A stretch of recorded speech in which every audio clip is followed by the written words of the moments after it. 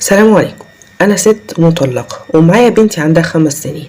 بنتي كانت كل حياتي وكل قلبي وروحي والدنيا كلها بالنسبة لي، بس بعد الطلاق الدنيا قفلت في وشي جدا. تقدم لي راجل مقتدر ماديا، الكل قال لي دي فرصة وما تتعوضش، بس الفرصة دي كان تمنها غالي جدا. من اول قعدة حط شرط على رقبتي وقال لي بقى كده كلام صريح: انا مش هربي بنت مش بنتك بقى تفضل عند امك. وانا وقتها بقى كنت ضعيفة جدا ومكسورة وتعبانة جدا من الدنيا، وامي ضغطت عليا وقالت لي هاتيها تقعد عندي دي في عيني واشيلها فوق راسي. وافقت على طول وانا قلبي بيتقطع من جوه، بس جوايا بقى قلت اهو جواز وخلاص وسترة، وبنتي هتبقى في امان مع امي. وبعد ما اتجوزت ودخلت بيته بنت الحقيقة بقى واحدة واحدة.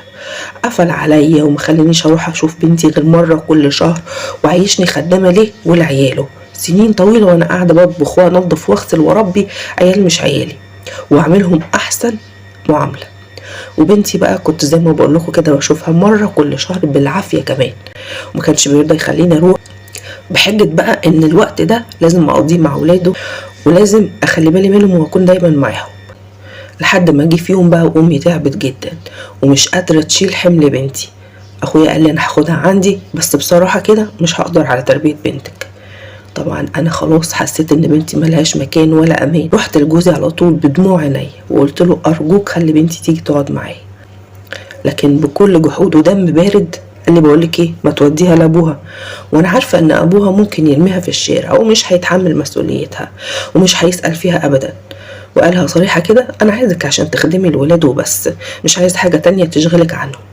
انا دلوقتي واقفة بين نارين، نار بنتي اللي بتضيع مني، ونار امي اللي تعبانة ومش قادرة على خدمتها، ونار راجل شايفني ده لعياله مش اكتر من كده، مش انسانة لحم ودم، مش بني ادمة ما عندهاش حق ان هي تراعي بنتها.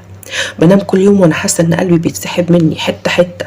بنتي محتاجاني وانا مش قادره اسيبها ولا قادره اكمل كده، بس انا خايفه بنتي تضيع مني. انا مش عارفه اعمل ايه، قولولي. مفيش حاجه في الدنيا تسوى وجود بنتك جنبك.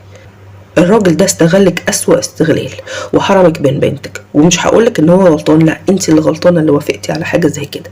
بس هنقول ان انت كنت عايزه ستره وعايزه تتجوزي وعايزه ظهر تستندي عليه، بس للاسف ما طلعش ظهر ولا حاجه.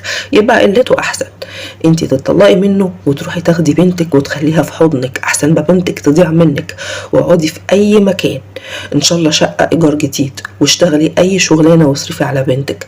خدي بنتك في حضنك قبل ما يفوت الاوان وتضيع منك، وتقولي ساعتها يا ريت الايجار مكان. الراجل ده عمره ما كان سند وظهر ليكي، بالعكس ده هيضيعك ويضيع بنتك. بنتك اولى بيكي من